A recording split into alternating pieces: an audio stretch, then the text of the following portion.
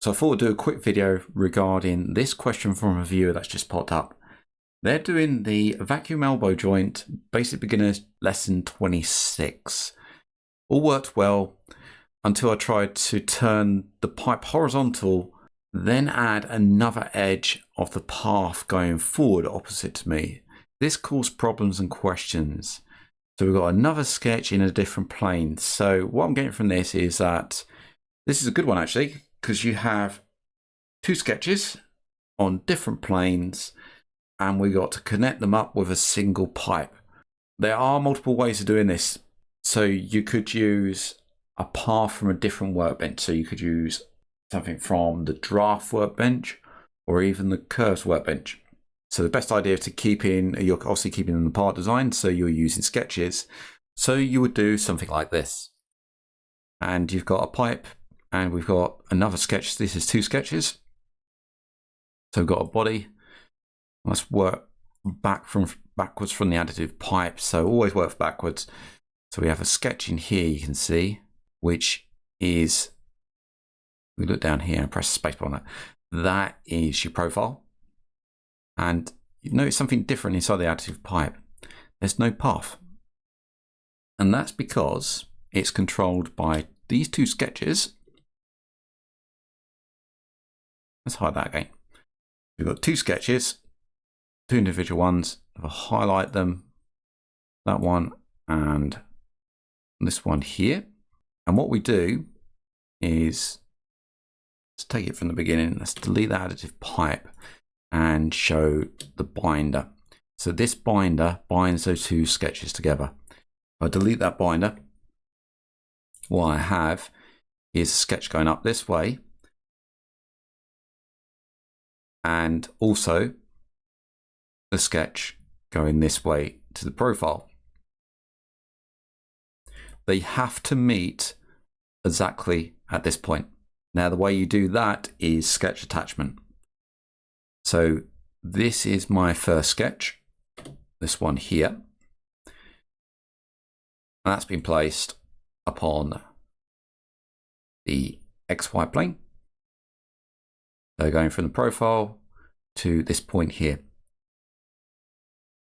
Now you would be tempted when you come in, let's just go to sketch 2 and show that. If I double click on that, you'd be tempted to pull in this point and start sketching.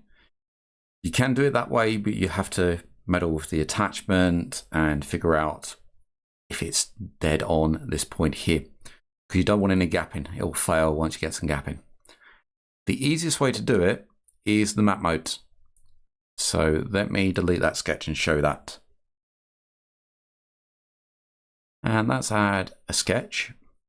And we want to add the sketch to, let's go accept plane. So I want to come up along and up here using sketch.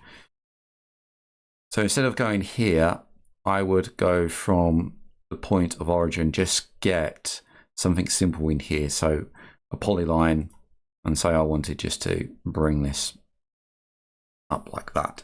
But at the moment, let's right click to cancel that. You've got this shape and you can refine that once that's in position. So we'll close that and come to that sketch. We've got the map modes. Come into here and then attach that to this point. So the first one you got is the first button. Click that, so it's saying selecting, pick the vertex. That's translate origin. So it's translated the origin of the sketch to that point. So that's center point of the sketch. Next we set another reference. Now this one can be a bit tricky because you're going to use some around X, Y, and Z. And because of local and global coordinate systems, that flips about and you have to start tweaking the X, Y, and Z axis to figure out where you are in 3D space. So reference 2,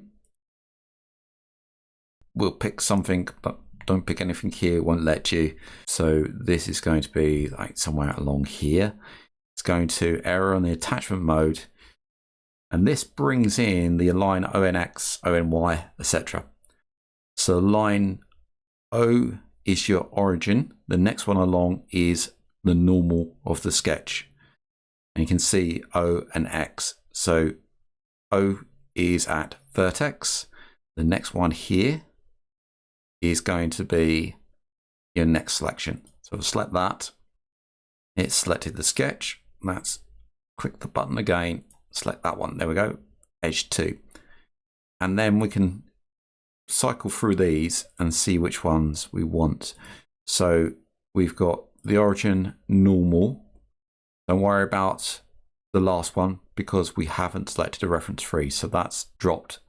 So what's happening here is the origin of the sketch is attached to that point, and the normal of the sketch now runs this way, is in line with the edge 2, this one here.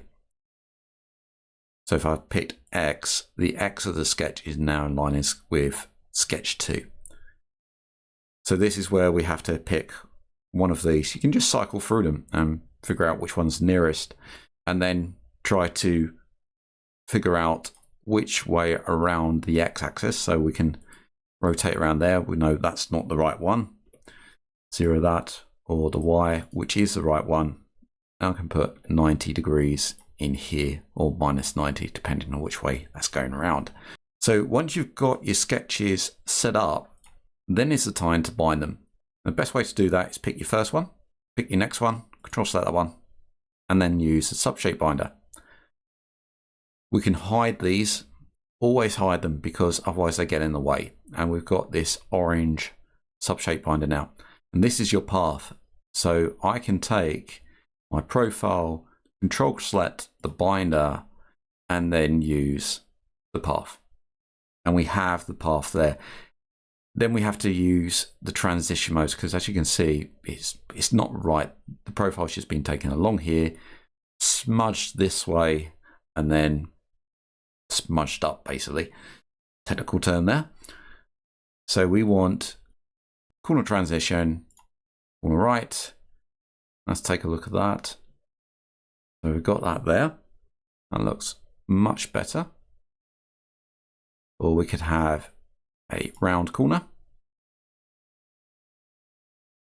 And that's it.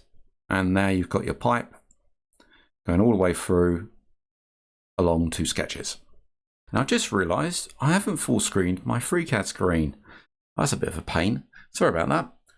Anyway, I hope that's helped, and I hope to see you in the next video. If you like what you see and you want to donate to the channel, then you can do so via Ko-Fi or Coffee at ko-fi.com/MANG0, or via PayPal at paypal.com/paypalme/DarrenBEstone. I also run a Patreon where you can get early access and additional content, and that's at patreon.com/MangoJellySolutions. Links can be found in the channel header, on the About page, or in the descriptions of these videos. I thank everybody that's donated so far. It really helps to keep the lights on so I can produce more content and also expand the channel. Thank you for liking, commenting and subscribing to these videos, and I hope to see you again in the next one.